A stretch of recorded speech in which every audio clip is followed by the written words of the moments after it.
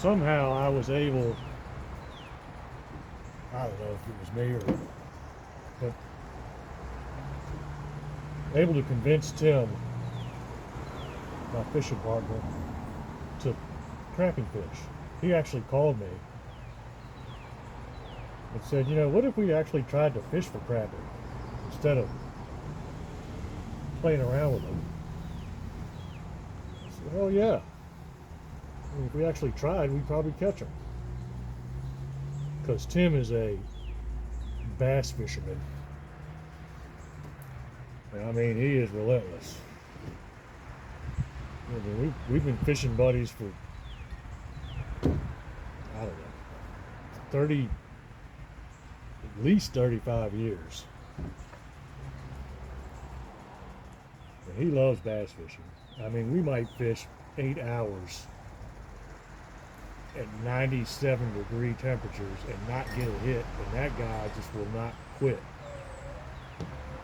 And usually he comes out on top.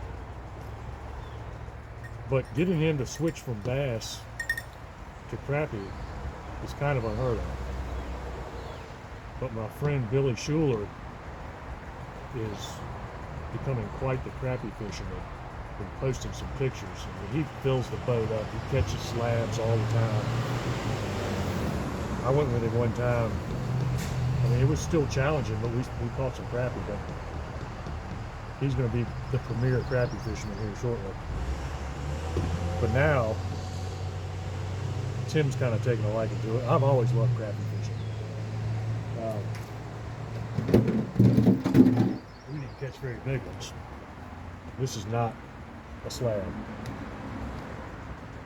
but it is lunch. My grandfather, when I was younger, he used to sink Christmas trees in, I think it was Lake Santee Cooper Lakes, Lake Marion, or I think it was Lake Moultrie. And he was so funny because he didn't want anybody fishing his crappie beds. So he would sink his, he actually figured out how deep the water was. Or he took the length of his bamboo cane poles and the length of the string, which was 24 foot, I guess, and then figured out the height of the Christmas tree. Went out and found 30-some foot of water somewhere, sunk that Christmas tree to where he could stick that pole straight in the water where no one could see he was fishing, and the crappie bait would dangle right above the Christmas tree. And we would go fishing, and he would yell at me, you know, you can't hold your fishing pole like this because people know you're fishing. You have to stick your fishing pole straight in the water, straight up and down. And when you pull your pole out, you can't hold it up. You got to lay it across the boat and slide it so nobody can see your fish and nobody can see your fish. And he would sink a float on the surface the length of his John boat away from the crappie bed. And where the crappie bed was, he would sink one 2 foot below the surface. So if anybody ever saw him catching crappie, they would go and fish the float on the surface and not be on his crappie bed, not knowing that the real float, 2 foot underwater, was where they're supposed to be fishing. Oh, he was funny. But we caught lots of crappie. I love crappie fishing. And getting Tim to fish for a crappie is kind of a miracle. But he's all in now. He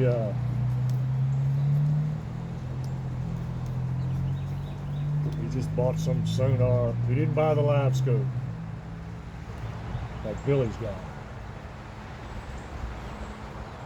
That's the thing, you can, it goes down the water, you can actually, almost like having video of where the fish are, you can drop your bait right on top of it. And even then, it's still challenging to get them to bite, because they're finicky fish one way or the other.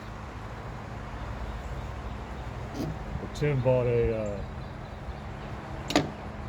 $1,100 sonar or something. So we can catch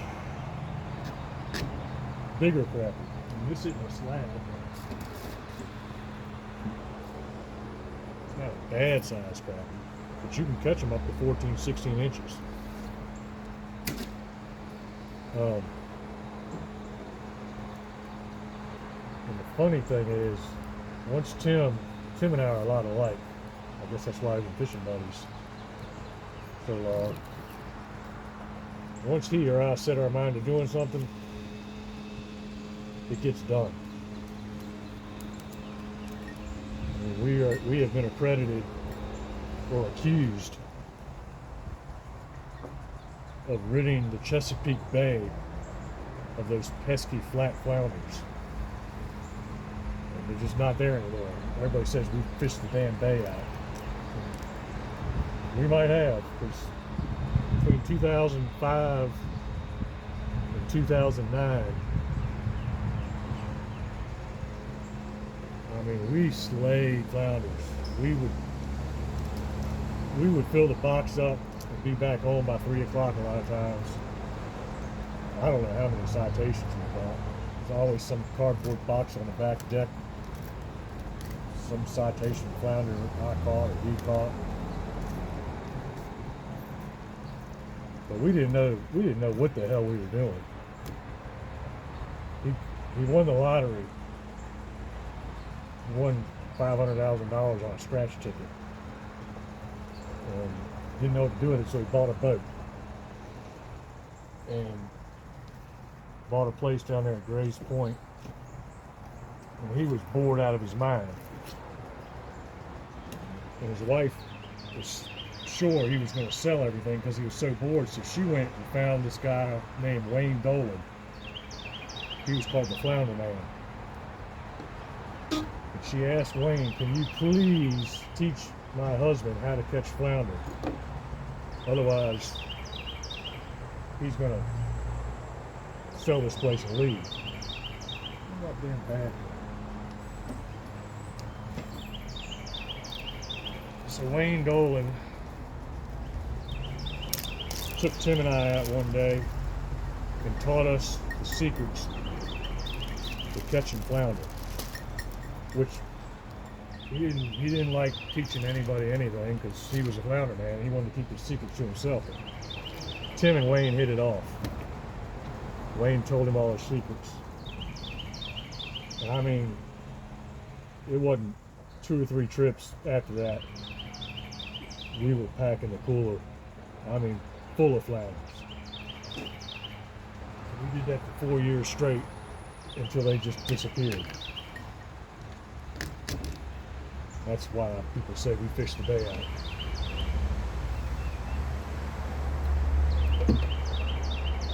I've actually got, I got two little poems I wrote about Tim and I fishing. I call them poems. You probably aren't really, I don't know what the hell it is, stories, poems, whatever the hell you want to call it. But maybe I'll read that later. But we just lost permission to fish a pond in Powhatan that we've been fishing for 10 years. We fished that place out.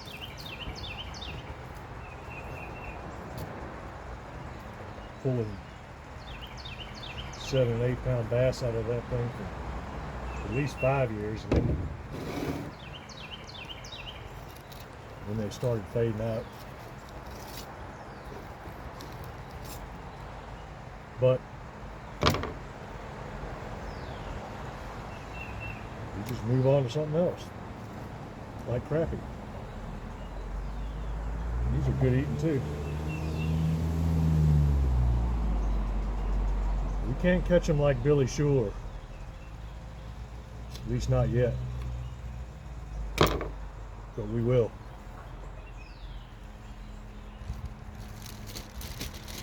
So Billy, if you're watching this, we got to go fishing a few more times so you can teach me some more secrets. And then we'll be coming after you. We'll be catching them like you are. Maybe we can fish Bugs Island out. 15,000 acres of crappie. Alright, I'm not going to make you watch me clean all these fish, but just thought you'd find that interesting. And maybe I'll read you a poem or two about me and Tim and our fishing exploits.